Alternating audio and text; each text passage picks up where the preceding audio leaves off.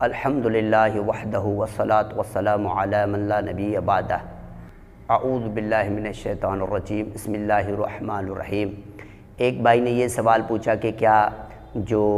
کلمہ ہے وہ قرآن مجید کے اندر ہے یا نہیں، اس کو ہمیں ترتیب کے ساتھ بتا دیں، کیا حدیث کے اندر وہ آیا ہے کہ نہیں۔ تو کہنے کا مقصد یہ ہے کہ اللہ پاک نے قرآن مجید کے اندر ہر طرح کی مثالیں بیان کی ہیں۔ اسلام کے اندر داخل ہونے کے لیے دو کلمات کا اقرار کرنا لازمی ہے، ایک اللہ کی توحید اور دوسرا رسول اللہ صلی اللہ علیہ وآلہ وسلم کی رسالت۔ یہ دونوں چیزیں لازمی ہیں۔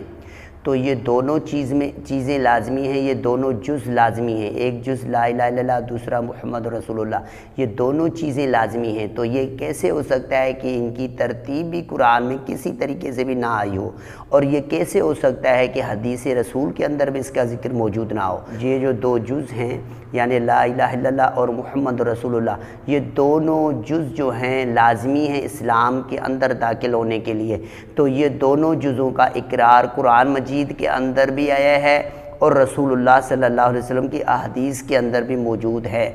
رسول اللہ صلی اللہ علیہ وآلہ وسلم کی رسالت کی گواہی اور اللہ کی توحید کی گواہی قرآن دیتا ہے، تو اس کہ اگر یہ دونوں گواہیاں دیتا ہے، یہ دونوں کلمات کا ذکر کرتا ہے، اقرار کرتا ہے اور دل سے تسلیم کرتا ہے، تو مسلمان تسلیم کیا جائے گا اس کے لیے۔ کسی انسان کو مسلمان ہونے کے لیے دو چیزیں لازمی ہیں، ایک چیز یہ ہے کہ وہ خود کو مسلمان کہلوائے، اور دوسری چیز کہ وہ لا الہ الا اللہ محمد رسول اللہ کا اقرار کرے،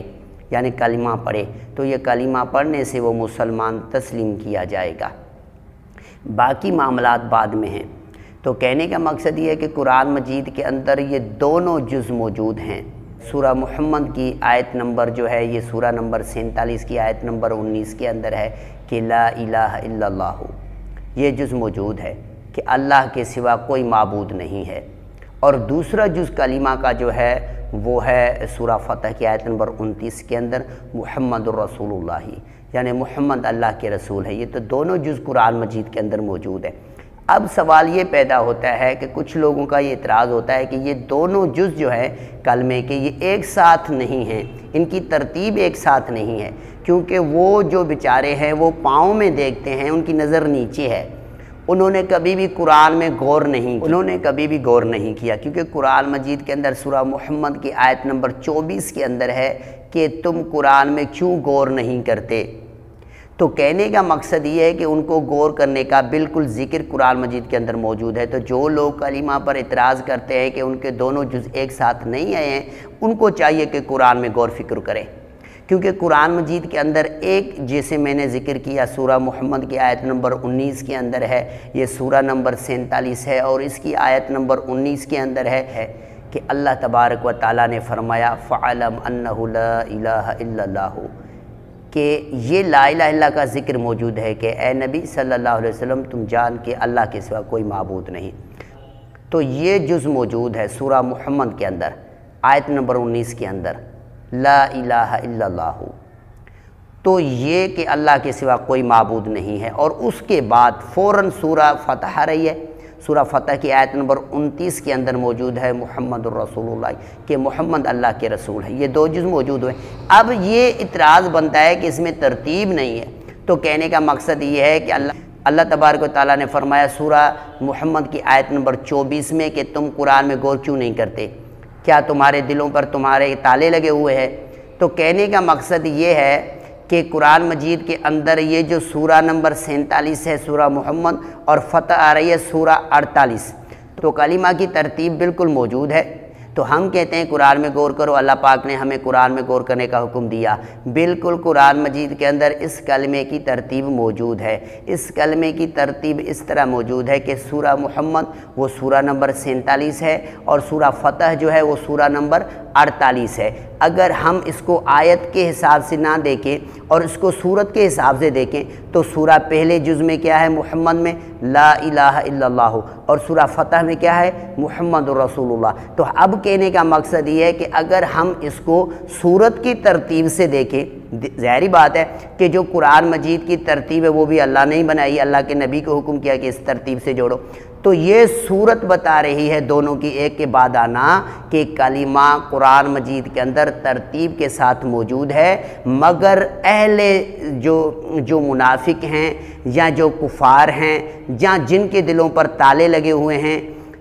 صرف ظالموں کو نظر نہیں آتا کہ قرآن مجید کے اندر کلمہ کی ترتیب نہیں ہے۔ بالکل کلمے کی ترتیب قرآن کے اندر موجود ہے، لازمی نہیں ہے کہ آیتوں کے حساب سے ترتیب ہو، آیتوں کے حساب سے ذکر ہے اور بڑے لحاظ سے اس کی ترتیب ہے، کیونکہ سورتوں کی ترتیب بھی تو اللہ نے ہی بنائی۔ سورہ محمد سورہ نمبر 47 اور سورہ فتح سورہ نمبر 48 ایک کے بعد دوسری سورت کو رکھ کے یہ چیز واضح کر دی کہ لا الہ الا اللہ محمد رسول اللہ۔ سورتوں کی ترتیب کے حساب سے اگر دیکھا جائے تو کلمہ کی ترتیب بھی لا الہ الا اللہ محمد رسول اللہ قرآن میں موجود ہے۔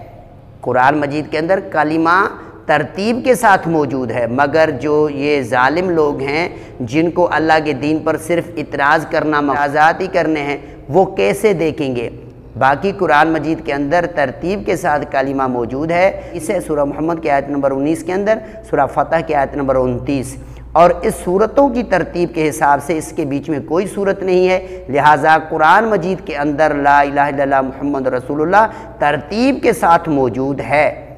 ترتیب کے ساتھ موجود ہے۔ یہ جو ظالم لوگ ہیں، اگر آیت کے ساتھ ترتیب کے ساتھ لکھا ہوا ہوتا لا الہ الا اللہ محمد رسول اللہ تو ان کے دل کے یہ بغض و حسرت ظاہر نہیں ہوتی، دل کے اندر جو نفاق ہے اس کو ظاہر کرنے کے لیے یہ ترتیب آیتوں کے اندر نہیں مگر صورت کے حساب سے جوڑی۔ سورہ محمد سورہ نمبر جو ہے 47 اور سورہ جو ہے فتح سورہ نمبر 48، یہ دونوں سورہ کو اگر ایک ساتھ جوڑ دیا جائے تو کلمہ کی ترتیب موجود ہے، اور کلمے کے بیچ میں اور کوئی بھی نہیں ہے، بیچ میں کوئی صورت نہیں ہے، نہ سورہ محمد سورہ فتح کے بیچ میں کوئی صورت نہیں، لہٰذا اس سورہ کے اگر صورتوں کو ترتیب جوڑی جائے تو صورتوں کی ترتیب کے حساب سے بالکل قرآن مجید کے اندر کلمہ کی ترتیب موجود ہے۔ تو یہ ترتیب ہمیں بتا رہی ہے کہ قرآن مجید کے اندر کلمے کی ترتیب موجود ہے، لہٰذا جن کے دلوں میں بغض ہے ان کو نظر نہیں آتا۔ تو یہ بات آپ واضح جان لیں کہ قرآن مجید کے اندر کلمہ کی ترتیب موجود ہے، سورہ کے لحاظ سے موجود ہے، کیونکہ سورتوں کی ترتیب بھی اللہ نے بنائی ہے، اور حدیث رسول کے اندر بھی ان کا ذکر موجود ہے۔ ابو ذر غفاری رضی اللہ عنہ نبی علیہ السلام کے صحابی ہیں، جب انہوں نے اسلام قبول کیا تو اس نے کہا کہ اشہد ان لا الہ الا اللہ وان محمد رسول اللہ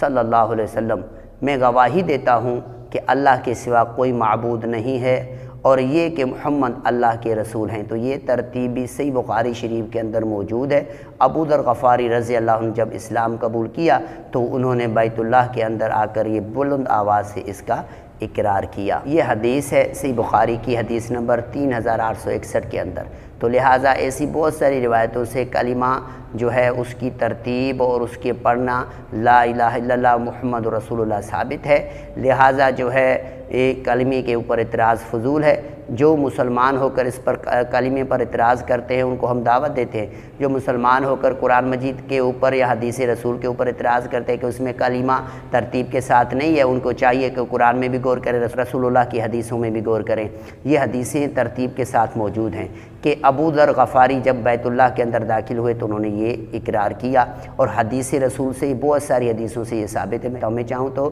بہت سارے حوالے دے سکتا ہوں، مگر بات یہ ہے کہ کلمہ کی ترتیب قرآن اور حدیث کے اندر موجود ہے۔ قرآن مجید کے اندر جیسے میں نے آپ کو پہلے ذکر کر چکا ہوں کہ سورہ محمد کی آیت نمبر 19 کے اندر فَعَلَمْ أَنَّهُ لَا إِلَٰهَ إِلَّا اللَّهُ، اور اس کے بعد جو ہے سورہ فتح کی آیت نمبر 29 کے اندر ہے کہ محمد رسول اللہ، یہ چیز موجود ہے۔ اور اگر صورتوں کی ترتیب دیکھی جائے تو پہلی سورہ جو ہے وہ ہے محمد ہے، اور اس کے بعد جو ہے 47 نمبر سورہ اور 48 نمبر سورہ جو ہے وہ ہے سورہ فتح۔ تو سورتوں کی ترتیب کے حساب سے بھی قرآن مجید کے اندر کلمہ کی ترتیب موجود ہے، لہٰذا سورتوں کی ترتیب سے بالکل واضح طور پر کلمہ جو ہے وہ ترتیب کے ساتھ قرآن کے اندر بھی موجود ہے، اور رسول اللہ صلی اللہ علیہ وسلم کے حدیث کے اندر بھی یہ کلمہ لا الہ الا اللہ محمد رسول اللہ یہ موجود ہے۔ السلام علیکم ورحمۃ اللہ وبرکاتہ۔